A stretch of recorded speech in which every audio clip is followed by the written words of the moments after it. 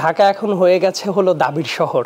130টি movement সরকারকে face করতে হয়েছে। এইভাবে জিম্মি করে দাবি আদায় করতে হবে, এই প্র্যাকটিসটা বাংলাদেশে গণতন্ত্র চর্চার সুযোগ দিলে আমরা যে কতটা বিবেকহীন, বিবেক বর্জিত হতে পারি, এটা কিন্তু একটা উদাহরণ। বাংলাদেশ ছিল সেই অদ্ভুত একটা দেশ যে দেশে একজন ব্যক্তির নামে আপনি 12টা থেকে 15টা বিশ্ববিদ্যালয় দেওয়া হয়েছে, একই নামে, হুবহু দাড়ি কমা সহ একই নামে। আমাদের এখানকার ট্র্যাডিশনটাই হয়ে গেছে যে জিম্মি না করা পর্যন্ত আমরা সেটাকে আমলে নিই না। বাংলাদেশের রেলটাকে ইচ্ছাকৃতভাবে লাভজনক রাখা হয় না। আসসালামু আলাইকুম প্রিয় দর্শক, মাহবুব সৈকত প্রত্যেককে আমন্ত্রণ জানাচ্ছি মাই টিভি সংলাপে। দর্শক, আপনারা জানেন যে আমরা মাই টিভি সংলাপে সমসাময়িক এবং গুরুত্বপূর্ণ বিষয় নিয়ে আলোচনা করি। আজ আমরা আলোচনা করব, বিষয় হচ্ছে দাবি, আন্দোলন ও বাস্তবতা। স্টুডিওতে উপস্থিত রয়েছেন আপনাদের দুজন পরিচিত মুখ, পরিচয় করে দিচ্ছি। ডান পাশে রয়েছেন এম আব্দুল্লাহ, ব্যবস্থাপনা পরিচালক, বাংলাদেশ সাংবাদিক কল্যাণ ট্রাস্ট, এবং একই সাথে যিনি সাবেক সভাপতি বাংলাদেশ ফেডারেল সাংবাদিক ইউনিয়ন। বাঁ পাশে রয়েছেন আপনাদের আরও একজন প্রিয় মুখ, ফ্রিল্যান্স জার্নালিস্ট এবং সোশ্যাল অ্যাক্টিভিস্ট সাইদ আব্দুল্লাহ। ধন্যবাদ দুজনকে আপনার মাই টিভি স্টুডিওতে স্বাগত জানাচ্ছি। আমি প্রথমেই সাইদ আব্দুল্লাহ আপনাকে দিয়ে একটু শুরু করি। শিরোনাম শুনছিলেন দাবি, আন্দোলন, বাস্তবতা। যদিও বলা যায় যে বেশ 5 আগস্টের পরে মানুষ মুক্ত পরিবেশে যে দাবি নিয়ে নামতে পারছিল না, সেই দাবি নিয়ে নেমেছে এবং প্রতিনিয়ত নামছে। এর পেছনে যদিও অনেক আবার দাবির পেছনেও অনেক কারিগররা কাজ করছিল, এরকম আমরা দেখেছি। সম্প্রতি আজকেই দেখেছি যে 7 কলেজের যে সৃষ্ট জটিলতা সেটি নিরসন হয়েছে, কিছুটা হলেও নিরসন যদিও হয়নি, নতুন করে সেখানে আরও কিছু দায় দাবি দিয়েছে। স্বতন্ত্র ইবতেদায়ী মাদ্রাসার শিক্ষকদের আন্দোলন সেটি চলছিল, একই সাথে রেল কর্মচারীদের, রানিং স্টাফদের আন্দোলন সেটিও চলছে। এটি দেখেছেন, এটি একদমই ঢাকার যে বিষয়গুলো, একদমই এই বিষয়গুলোর সাথে এই যে দাবি এবং আন্দোলন হচ্ছে, আমরা প্রথম থেকেই শুনতে পাচ্ছিলাম যে অন্তর্বর্তী সরকার একটি জাতীয় নির্বাচন উপহার দেওয়ার জন্যই তিনি রেডি হচ্ছিলেন, সংস্কার করছেন। এর মাঝখানে বারবার তারা এই কথাগুলো বলেছিলেন, তারপরও বারবার কেন এই দাবিগুলো উঠে আসছে? আসলে খুবই স্পেসিফিক্যালি বলতে গেলে ঢাকা এখন হয়ে গেছে হলো দাবির শহর। অনেকগুলা বছর, 15 বছরের উপরে মানুষ আসলে কথা বলতে পারেনি। তো হঠাৎ করে স্বাধীনতাটা যখন সবাই পেয়ে গেছে কথা বলার জন্য, এখন দেখবেন যে প্রত্যেক দিনই প্রত্যেকের দাবি দেওয়া আছে। আমি কিন্তু একবারের জন্যও বলছি না যে এই দাবি দেওয়াগুলো সবই অন্যায্য বা শুধুমাত্র সরকারকে বিপদে ফেলার জন্যই করা হচ্ছে। আমার কাছে মনে হয় মুদ্রার যেমন 2টা পৃষ্ঠ থাকে, এই দাবি দেওয়াগুলোরও আসলে 2টা পৃষ্ঠ আছে। অনেকগুলা জেনুইন দাবি আছে।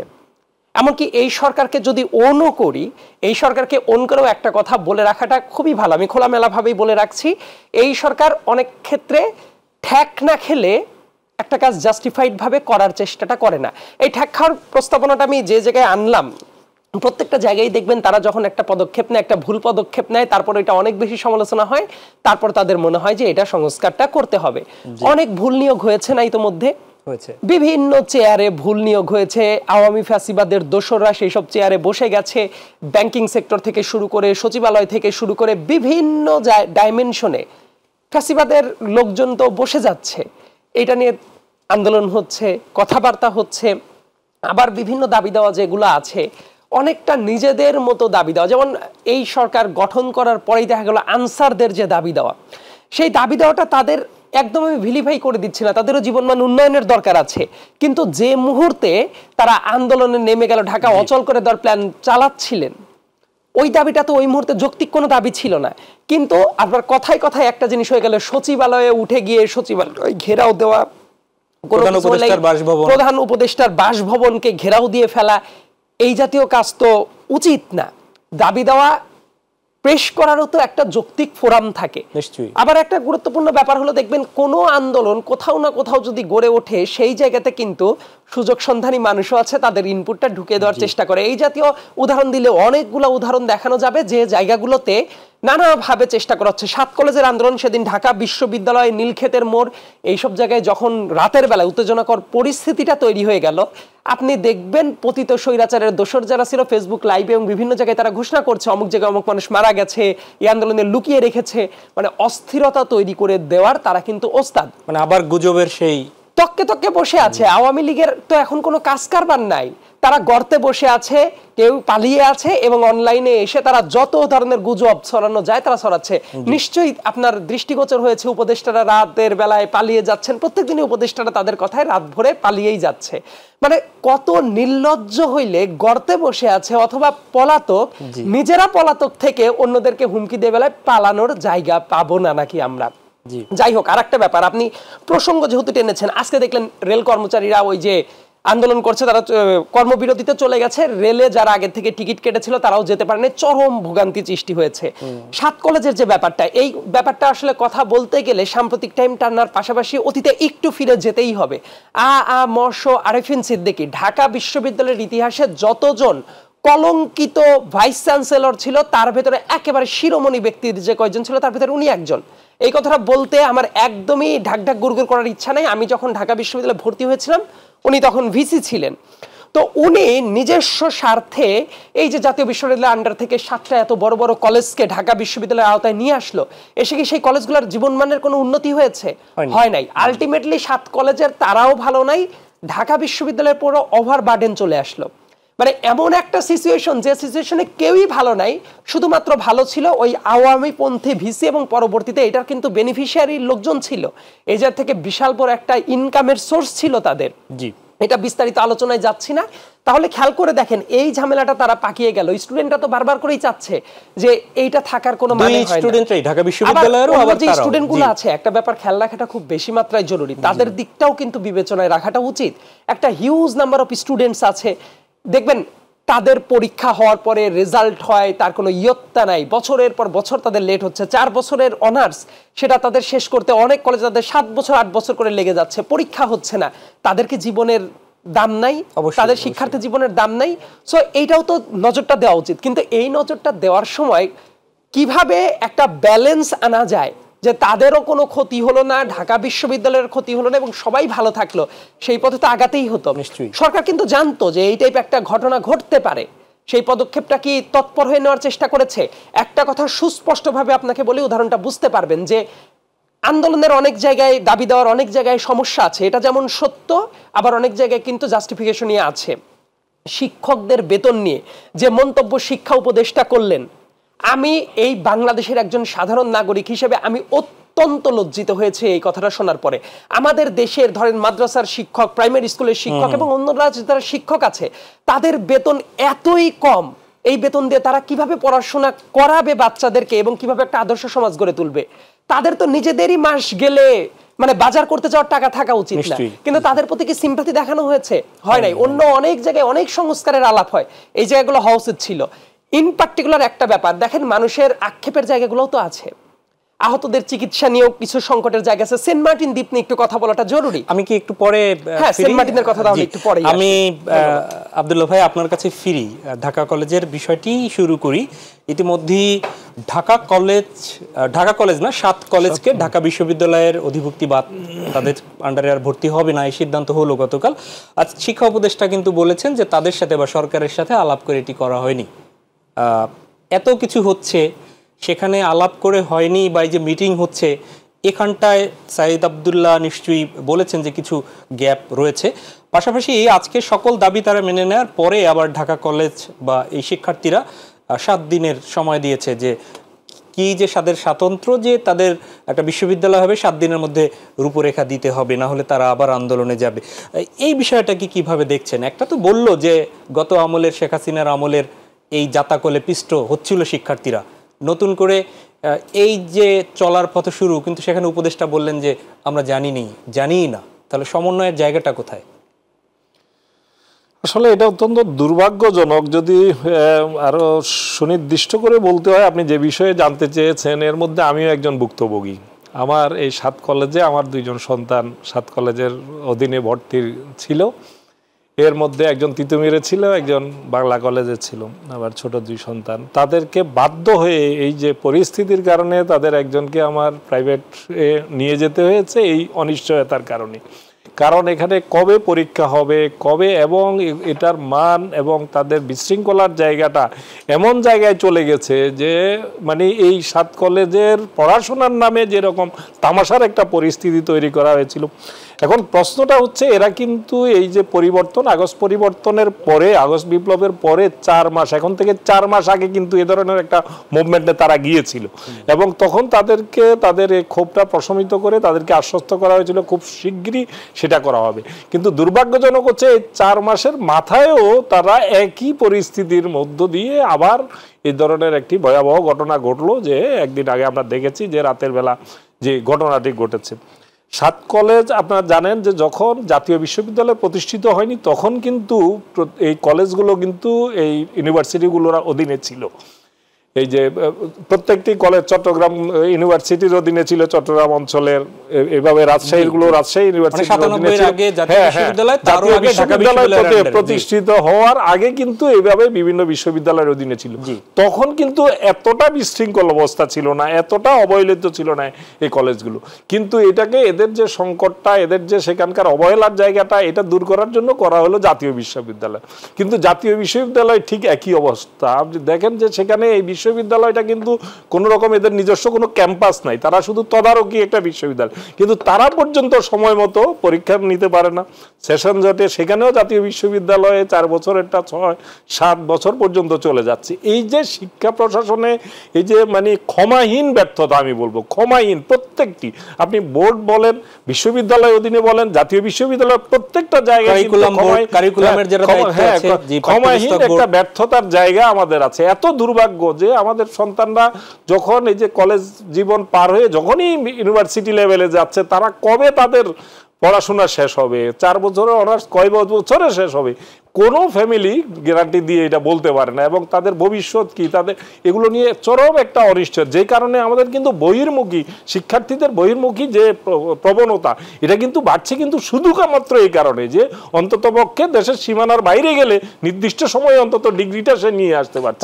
এবং সেটা বহির্মুখিতার কারণে কি হচ্ছে, আমাদের রেমিটেন্সের উপর প্রভাব পড়ছে, আমাদের রিজার্ভের উপর প্রভাব পড়ছে, আমাদের বৈদেশিক মুদ্রার সেখানে যে ফ্লোটা, এটা কিন্তু শুধুমাত্র আমাদের একদিকে আমাদের চিকিৎসা খাতের ব্যর্থতা, অন্যদিকে শিক্ষা খাতের এই ব্যর্থতার কারণে কিন্তু আমাদের সন্তানরা, আমাদের রোগীরা আমাদের এই বহির্মুখী হচ্ছে।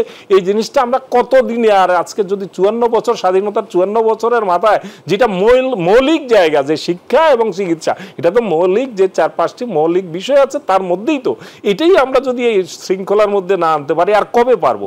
এখন আসেন বর্তমান সরকারের সময়ে যে আপনি যেটি বিষয় নির্ধারণ করেছেন আজকে, যে দাবির শহর উনি বলেছেন, এবং বাস্তবতা হচ্ছে আপনার হিসাব করে দেখবেন, আমি কিছুদিন আগে একটা আর্টিকেলের জন্য আমি টোটাল গত 5-6 মাসের একটা স্ক্রিনিং করেছিলাম, সেখানে দেখলাম এই পর্যন্ত আমি যখন আমি আর্টিকেলটা লিখি সে পর্যন্ত 130টি মুভমেন্ট সরকারকে ফেস করতে হয়েছে।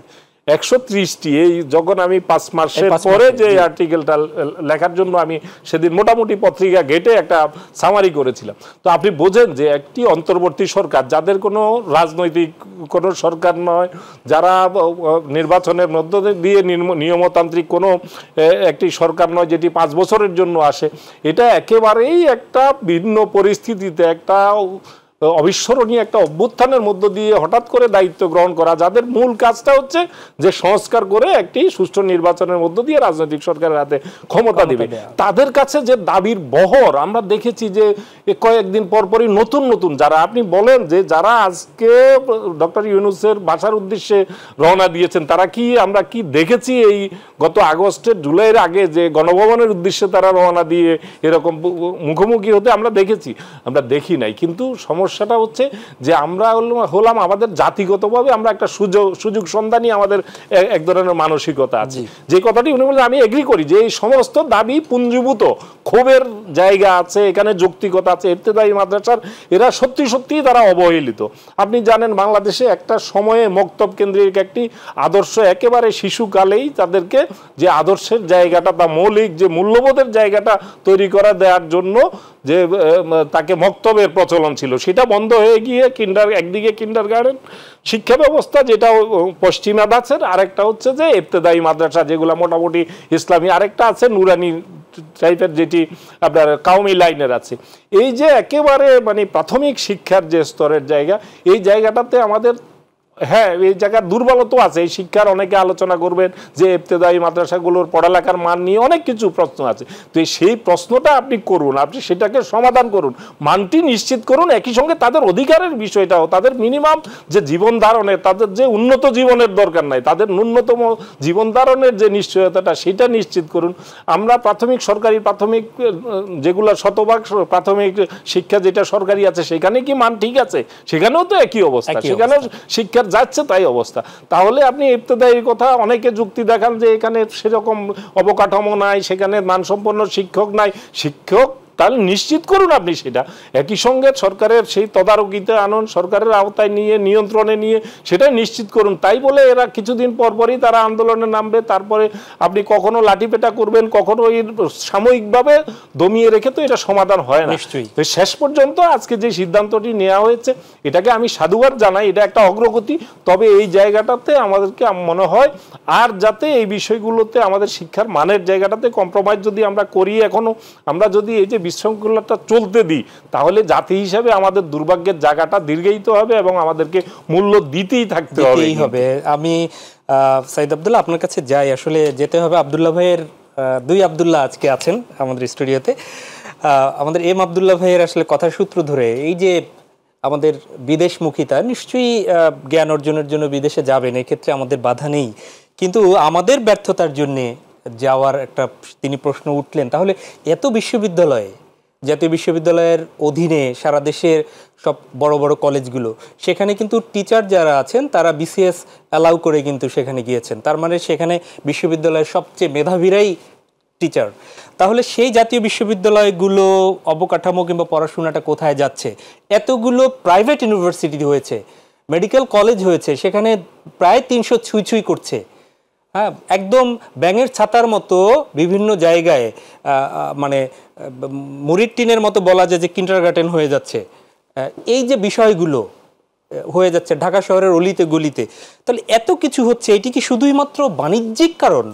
এটির তাহলে মানটা কোথায়? কে দেখবে এইগুলো?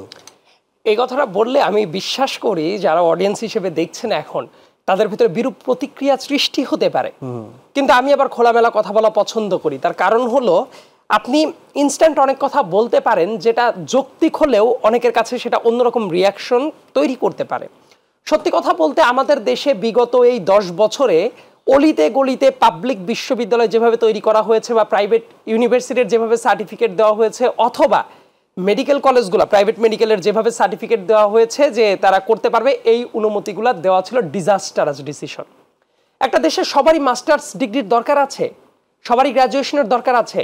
পপুলার তথ্য হলো হ্যাঁ এটাই তো মানে বোঝা যাবে যে এটাই তো স্কেল, কি পরিমাণ শিক্ষিত হচ্ছে, কথাটা ভুল।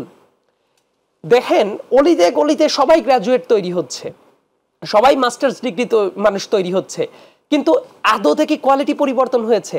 তার কারণ হলো শুধু নাম সর্বস্ব ডিগ্রিটাই দেওয়া হচ্ছে, এগুলো ডিগ্রি দেওয়ার মেশিন হিসেবে ব্যবহৃত হয়েছে।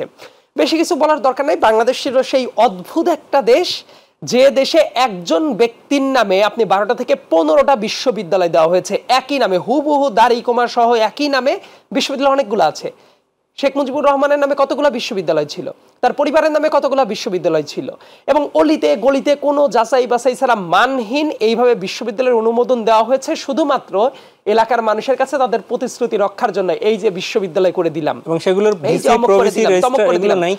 ভিসি প্রভিসি রেজিস্টারের হিসাব বাদই দেন। আপনার মনে আছে রংপুরের বেগম রোকেয়া বিশ্ববিদ্যালয়, আমাদের আবু সাইদের যে বিশ্ববিদ্যালয়, সেই রোকেয়া বিশ্ববিদ্যালয় যে ভাইস চ্যান্সেলর ছিল তার নামে তো একটা দৈনন্দিন টালি তৈরি করা হয়েছিল তার বিশ্ববিদ্যালয়ের ক্যাম্পাসে, সে কতদিন অনুপস্থিত।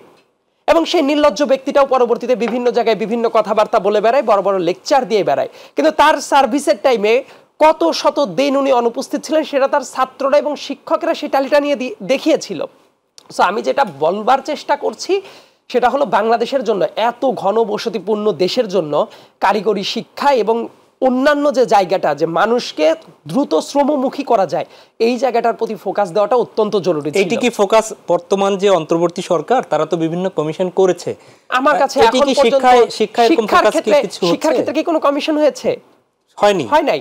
দেখবেন যে জায়গাটার কমিশন করাটা সবচেয়ে বেশি জরুরি ছিল, আমি ব্যক্তি হিসেবে মনে করি যে শিক্ষা কমিশন করাটা সবচেয়ে বেশি জরুরি ছিল, সেই জায়গাটাই করাটা হয় নাই।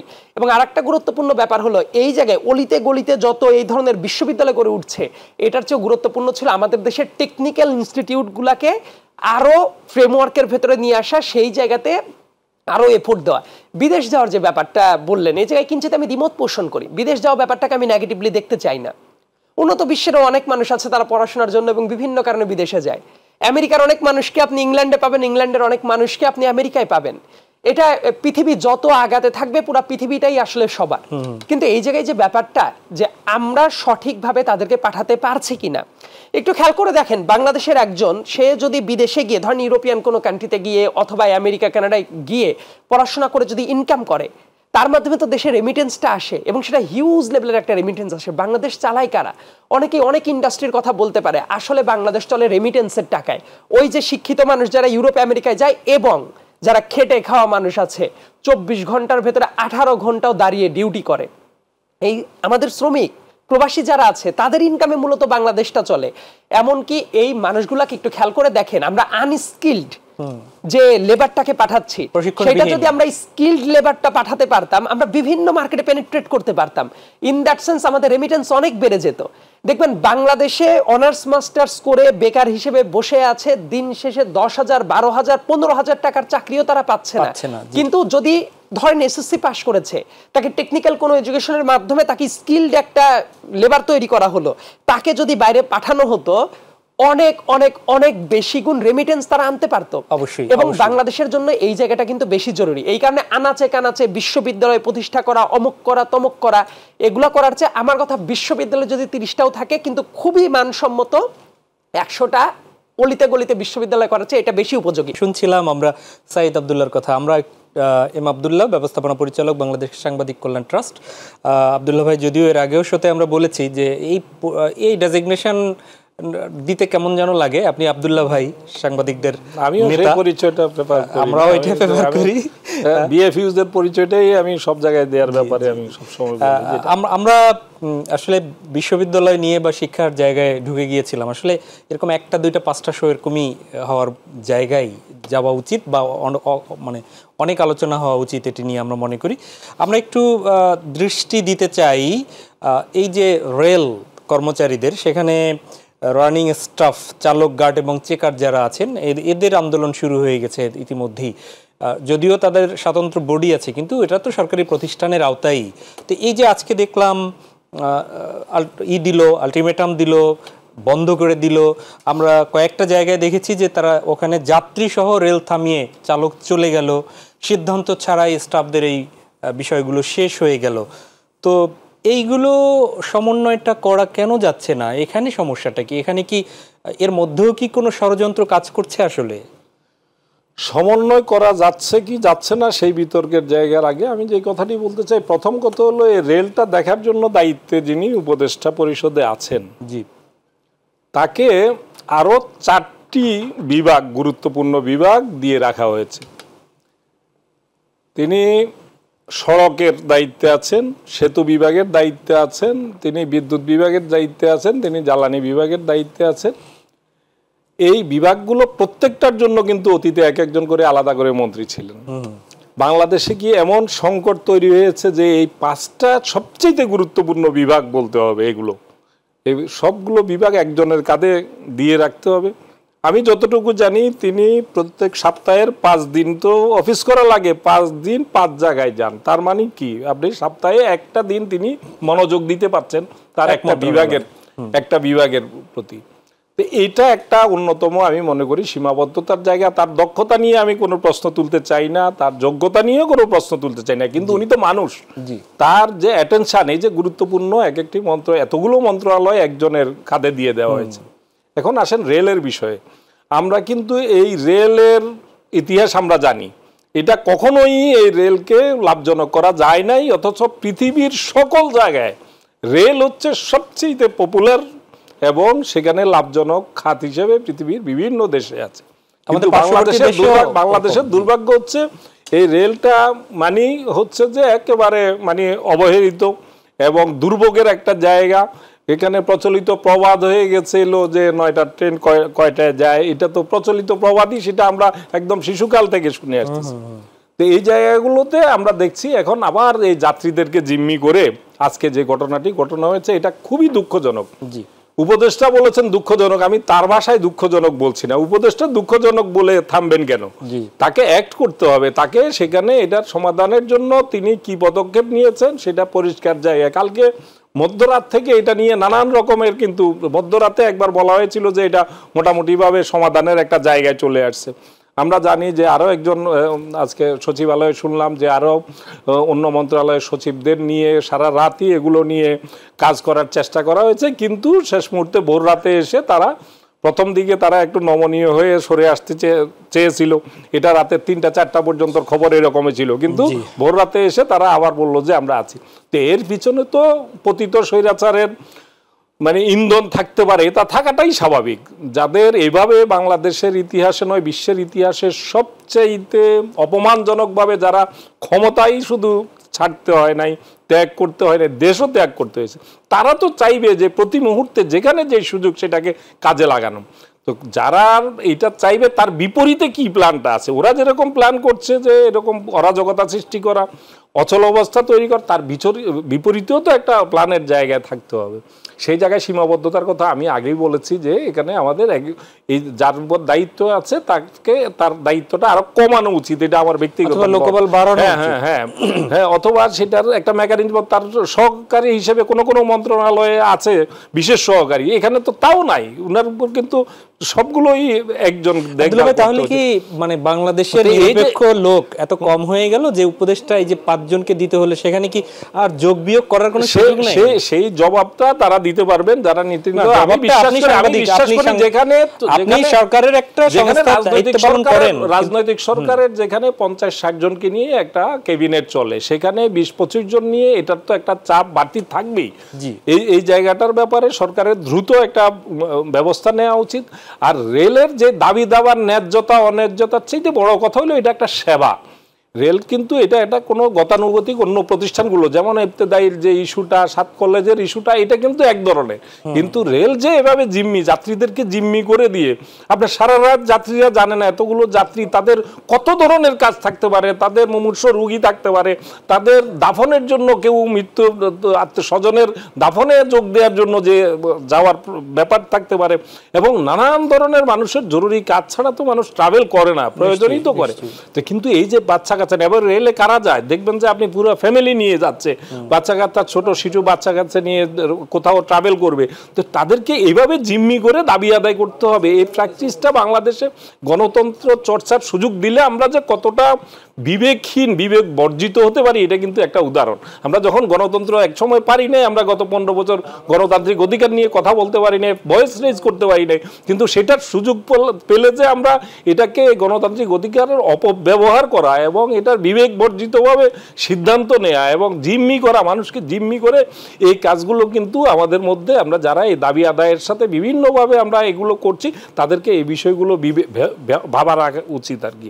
আমি শাহিদ আব্দুল্লাহ একই প্রসঙ্গে আপনার কাছে যাই। ক্যাডার বৈষম্য নিরসনে আমরা পদক্ষেপ নিতে যখনই দেখেছি তখন বড় বড় কর্মকর্তা যারা ঠান্ডা করবেন পরিস্থিতিতে তাদেরকেই আন্দোলনে যেতে দেখেছি। এখন রেলের এই তারা সরকারের একটা আমব্রেলার মধ্যে আছে, তারা মানুষকে জিম্মি করছে, এই যে বিষয়গুলো আছে আপনি নিশ্চয়ই দেখেছেন। এর আগে রাজনৈতিক দলের পক্ষ থেকে বলা হয়েছে যে নির্বাচন যত দেরি হবে তত সমস্যা আরো বাড়বে।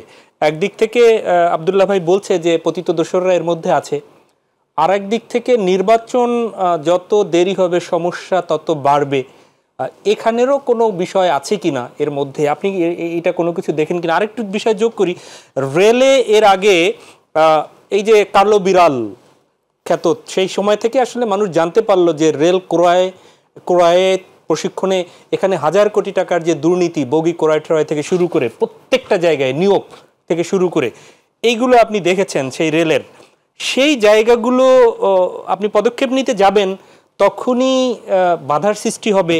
সংস্কারের কথা বলেই তো 5 আগস্ট আসলো আমাদের দেশে, তাহলে সংস্কার করতে না পারলে, যদি না পারে তাহলে কি মানুষ হতাশ হয়ে যাবে না দেশের জনগণ?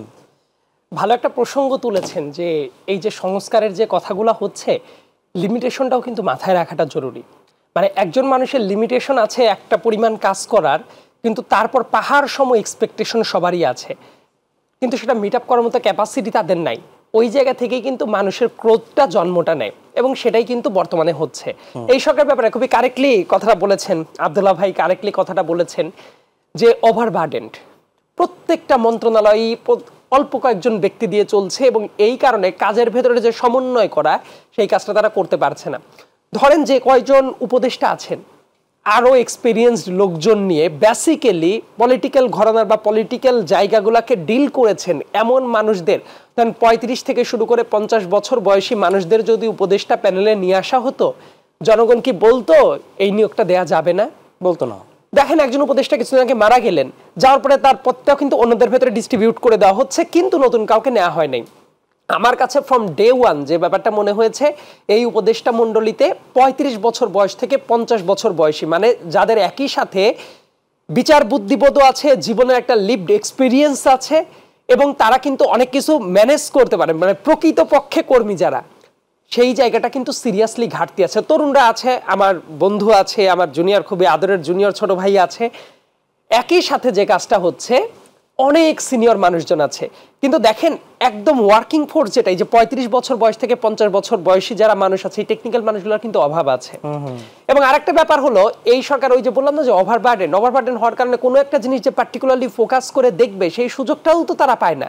কিন্তু এইটার কলেবরটা বাড়ানো খুব বেশি মাত্রায় জরুরি ছিল এক্সপেরিয়েন্সড লোকজন দিয়ে।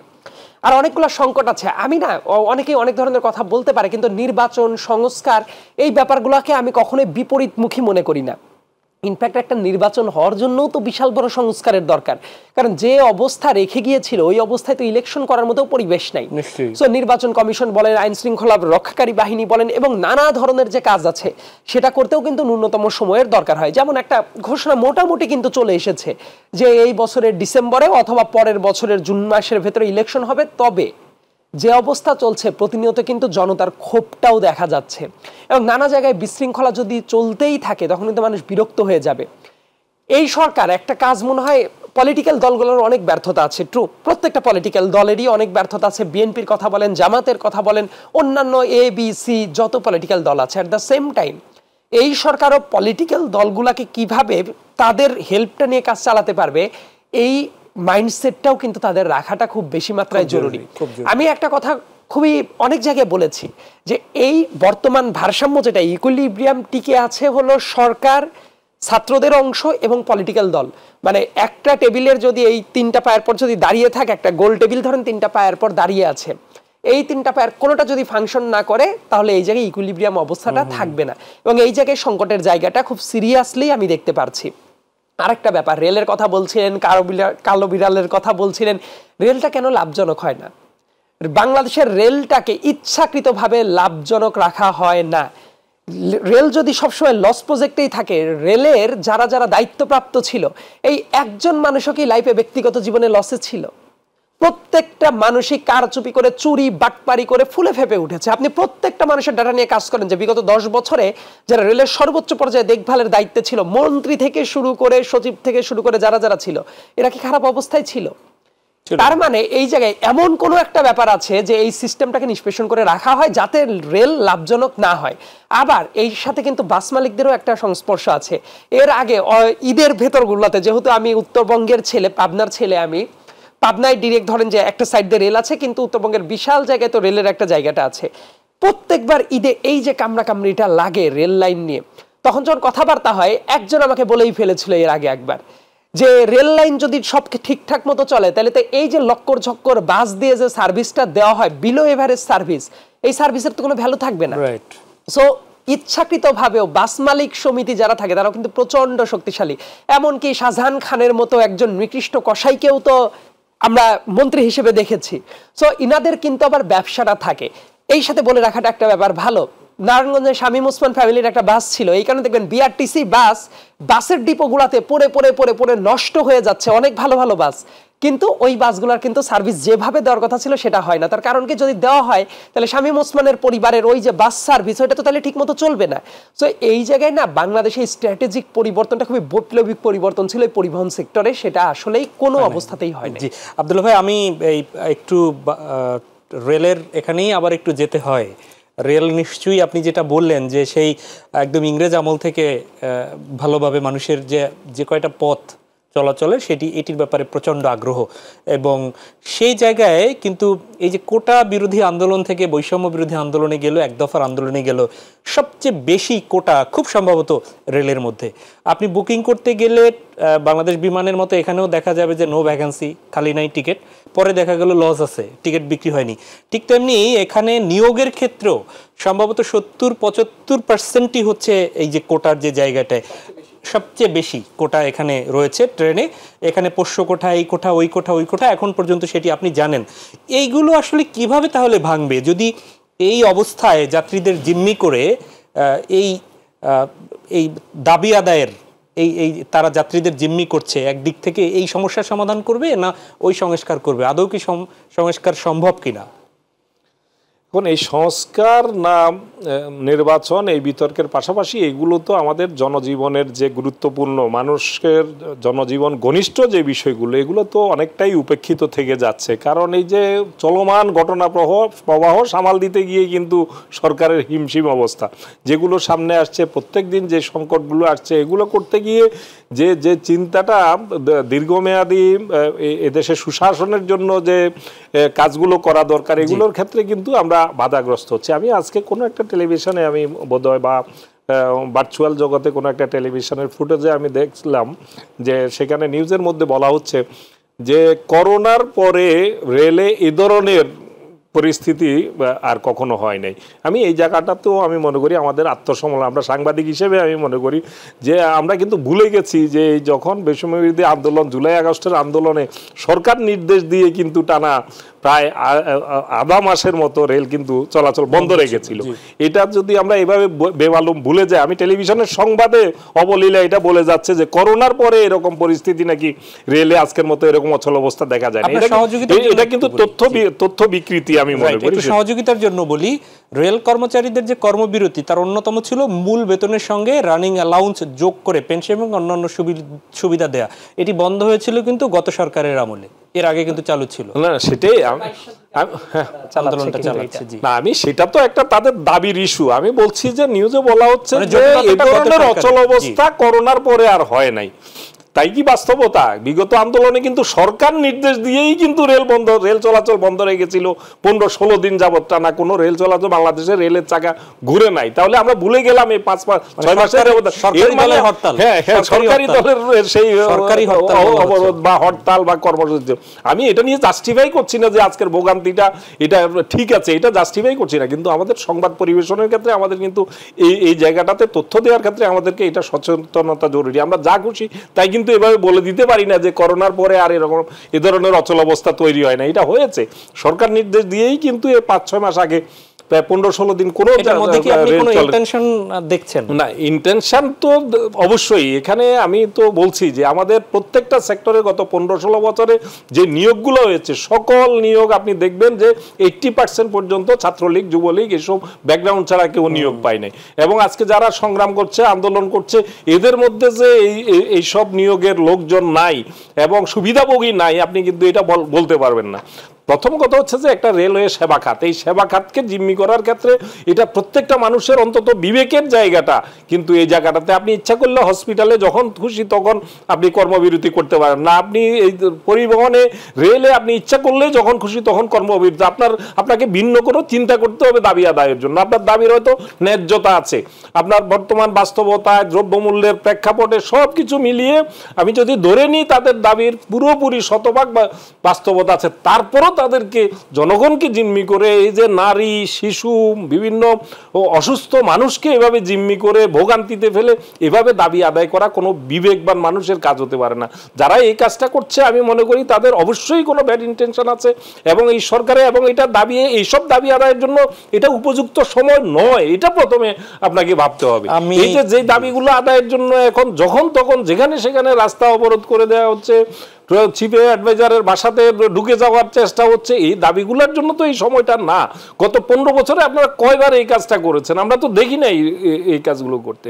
তারপরও হ্যাঁ, আপনারা সুযোগ নিচ্ছেন, ঠিক আছে, কিন্তু সেই জায়গাটাতে জনগণকে জিম্মি করার জায়গাটা, নারী, শিশু, বৃদ্ধ, এদেরকে, অসুস্থ মানুষকে জিম্মি করে এভাবে আপনি যদি আপনার আর্থিক সুবিধা আদায় করতে চান, এটা নৈতিকতার মানদণ্ডে তো এটা গ্রহণযোগ্য না। এই জিনিসটা তো আপনাকে মানতে হবে।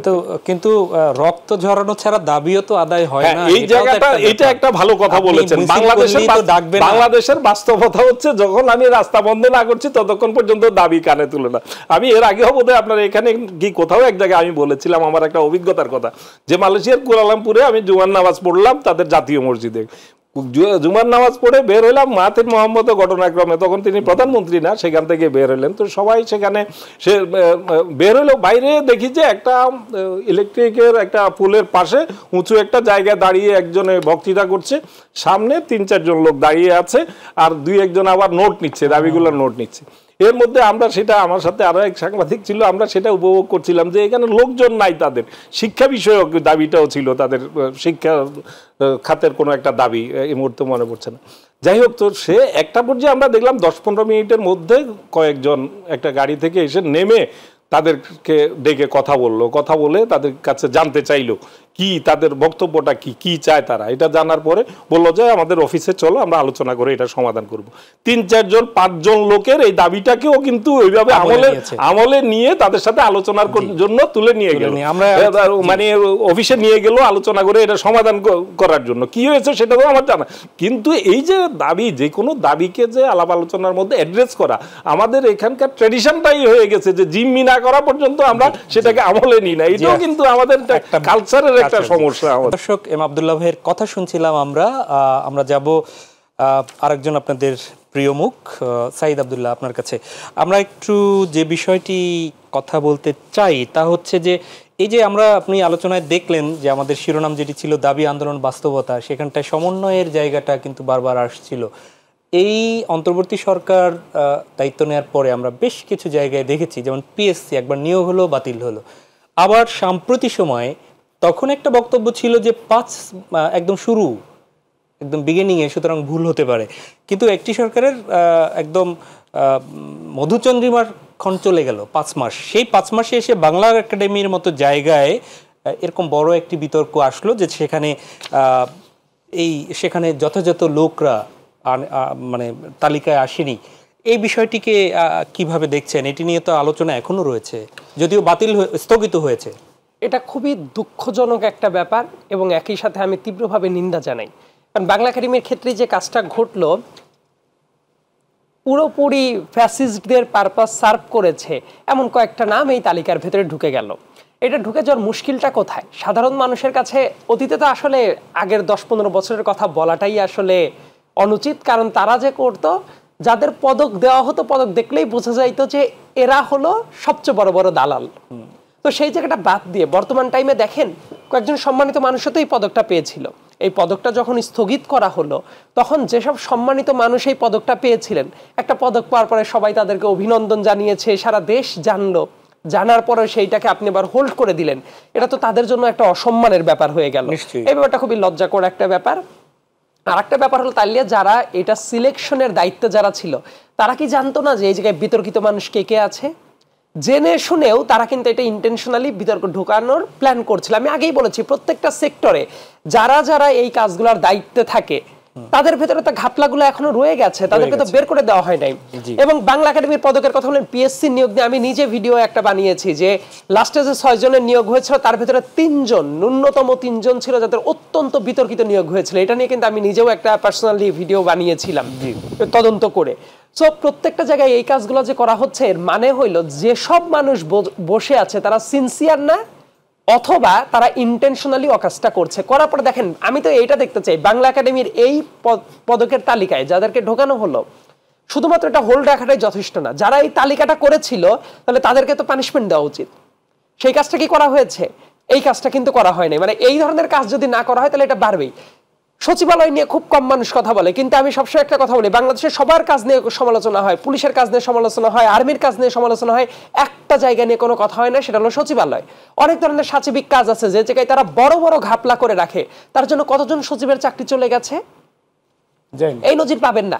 তার মানে হলো এই যে সিস্টেমেটিক ভাবে এই কাজটা করা হচ্ছে রাষ্ট্রদূত নিয়োগের ক্ষেত্রে। এবং আমি যদি একটু থামাই, এবং রাতের ভোটের কুশীলব যারা, তারা তো নিশ্চয়ই স্থানীয় সরকারের বা স্থানীয় ডিসি যারা ছিলেন, ইউনো যারা ছিলেন, তারা তাদের ছাড়া হয়নি। শুধু আমার মনে হয় যে আপনি কুশীলব শব্দটা বলে শব্দটাকে একটু লাইট করে ফেললেন। মূলত ডিসি, এসপি, ইউনো, ওসি এদের সহযোগিতা ছাড়া রাতের ভোটের ইলেকশন হয় নাই। আমি কয়েকজন এসপি রেকর্ডেড বক্তব্য আমি দেখাতে পারবো যে জায়গায় তারা সরাসরি দলের পারপাসকে সার্ভ করে বক্তৃতা দিচ্ছে। ডিসি গুলা যারা ছিল তারা কি করে নাই? এমনকি সচিবালয়ে যারা যারা যারা যারা বসেছিল তারা এটা ইঞ্জিনিয়ারিং করেছে। আওয়ামী লীগ সরকার লাস্টের অন্তত 5 বছর যারা চালাতো তাদের নেতাদের চেয়ে সচিবালয়ের দৌরাত্ম আরো অনেক বেড়ে গিয়েছিল। এই জন্য তো সচিবদের তো মানে রাশ টানা মুশকিল।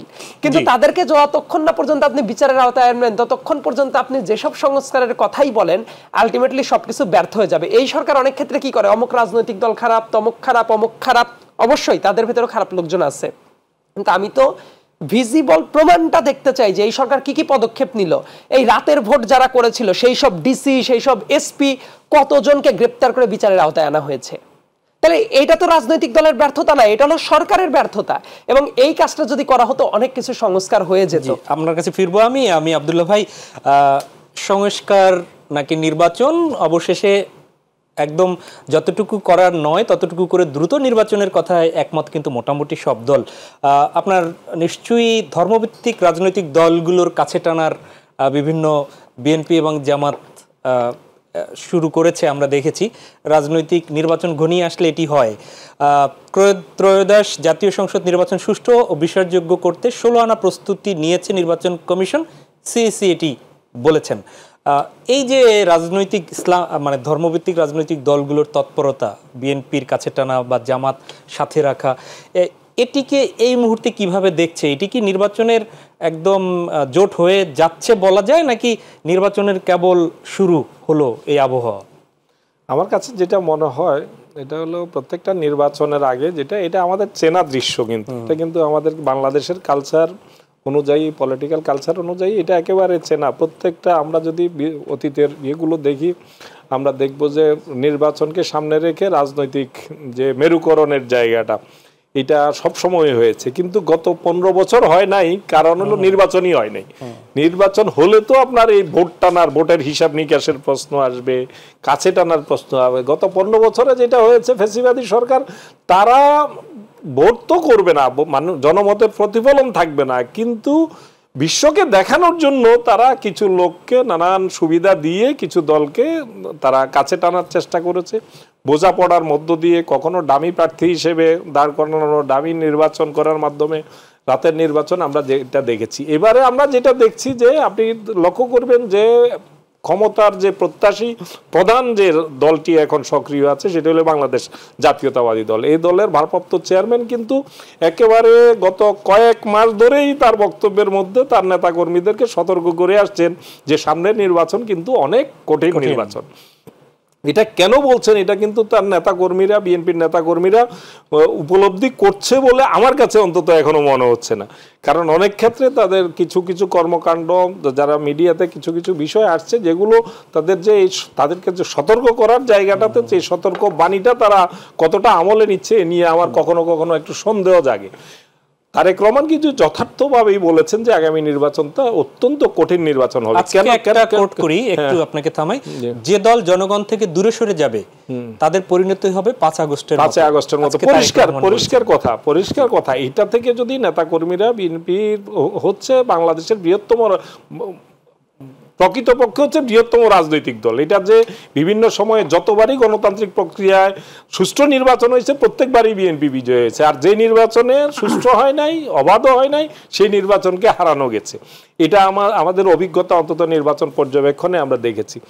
এবারে যে কেন চ্যালেঞ্জটা, এই চ্যালেঞ্জটার মূল কারণটা হলো আমি মনে করি তারেক রহমান তিনি উপলব্ধি করেছেন এই যে গত 18 বছর যাবৎ কোনো নির্বাচন ভোটাধিকার প্রয়োগ করতে পারে নাই যেই প্রজন্মটা, এই প্রজন্ম আপনি চিন্তা করেন যে এখন থেকে 18 বছর আগে যার বয়স 15 বছর ছিল, 10 বছর ছিল, তার সাথে আপনি 18 বছর যোগ করেন, এইভাবে যদি আপনি ধারাবাহিকভাবে যোগ করেন তাহলে আমরা একটা হিসাব করে দেখেছি যে ন্যূনতম পক্ষে 40% ভোটার আগামী নির্বাচনে ভোট দিবে যাদের ভোটের প্রতিফলনটা এর আগের সুষ্ঠু কোনো নির্বাচনে দেখা যায়নি। মানে যে নির্বাচনের মধ্য দিয়ে মূল্যায়ন করার সুযোগ আছে যে কোন দলের জনপ্রিয়তা কতটুকু, সেই রকম কোন নির্বাচনে 40% ভোটার কিন্তু ভোট দিতে পারে না। এই যে 40% নতুন ভোট, এই ভোটের প্যাটার্নটা কি হবে এটা কিন্তু কেউই জানে না। এটা যারা নির্বাচন নিয়ে স্টাডি করছেন প্রধান রাজনৈতিক দলগুলো, তারা কিন্তু এই বিষয়টা শীর্ষ নেতৃত্বকে এই জিনিসটা নিশ্চয়ই তারা বোঝাচ্ছেন যে এই ভোটের প্যাটার্নটা কি। এই যে নতুন ভোটাররা যারা এই সময়টাতে 18 বছর ধরে ভোট দিতে পারে না, এদের ভোট ব্যালটের সামনে গিয়ে তাদের রায়ের ধরনটা কি হবে।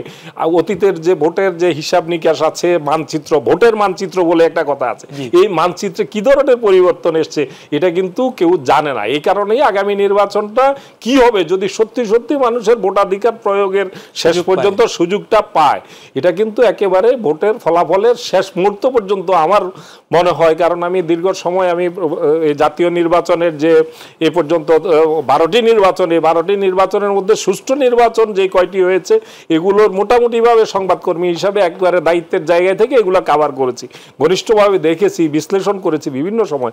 আমার কাছে মনে হয় এই জায়গাটা একটা অন্ধকার জায়গা আছে, এটাতে কি হবে এই ভোটের প্যাটার্নটা এটা কিন্তু বোঝা খুবই কঠিন।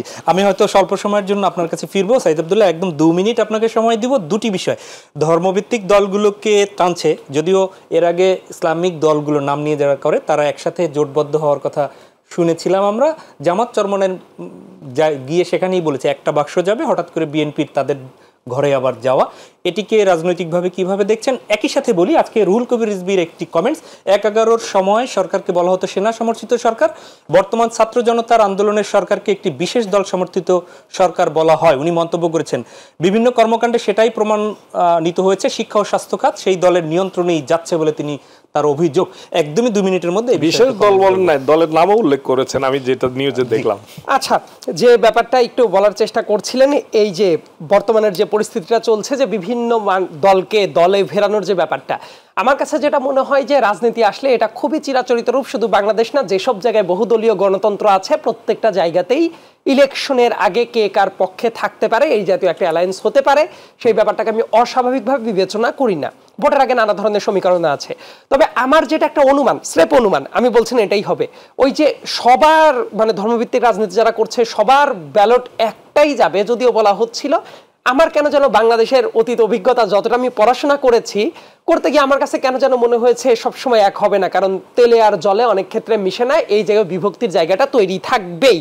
জি, আরেকটা ব্যাপার হলো রুহুল কবির রিজভী সাহেবের কথা বলেন, এইটার আগে আমার কাছে যেটা মনে হয় যে বিএনপির স্ট্যান্ড যদি বলেন, তারেক রহমান যেটা বলছিল যে ইলেকশনটা খুবই কঠিন হয়ে যাবে এবং সামনের দিনের টিপিক্যাল রাজনীতিবিদদের জন্য রাজনীতিটা খুব কঠিন হয়ে যাবে এবং প্রত্যেকেরই ভাষা, শব্দ, প্রত্যেকটা জিনিস পুঙ্খানুপুঙ্খভাবে যাচাই করার যে জায়গাটা আছে এটা কিন্তু অতীতে ছিল না। আমি দৃঢ়ভাবে বিশ্বাস করি অতীতে একটা সময় ছিল, ধরেন আপনারাই টকশোতে যদি এইভাবে বসতেন, বসার পরে যদি পার্টিকুলার কোনো নেতা নিয়ে, ক্ষমতাসীন কোনো নেতা নিয়ে বা কাউকে নিয়ে যদি কথা হতো, সেটা নিয়ে বড় ধরনের রিপোর্টও হয়ে যেতে পারতো। যেহেতু ডাটা নাই, কারেক্টলি স্পেলিং, যে এইটা হলো যে বিগত 15 বছরের কোনো ভোটের ডাটা নাই, সামনের দিনের রাজনীতিটা যারা ভোটার হবে, নতুন ভোটার, ইনফ্যাক্ট 35 বছর বয়স পর্যন্ত, তারা কোন দিকে হেলে যাচ্ছে এটা কিন্তু বোঝাটা যাচ্ছে না।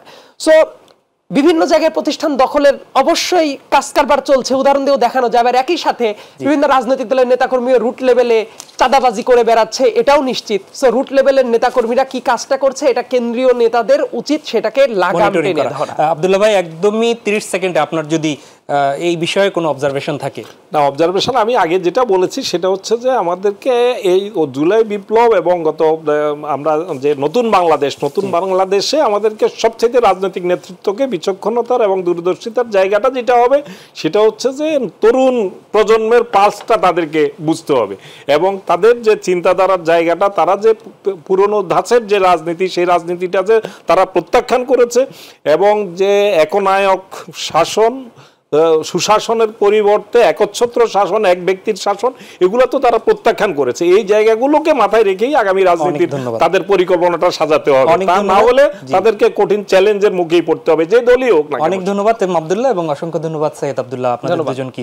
প্রিয় দর্শক, এই ছিল আমাদের আজকের আয়োজন। দেখা হবে পরবর্তীতে। আমরাও আলোচকদের মতো প্রত্যাশা করি এবং আপনাদের দেশবাসীর সাথেও একই প্রত্যাশা করি। একটি কল্যাণমূলক দেশ গড়া খুবই জরুরি, আর সেক্ষেত্রে আসুন যে যার জায়গা থেকে একটু হলেও আন্তরিকভাবে কাজ করি। আল্লাহ হাফেজ।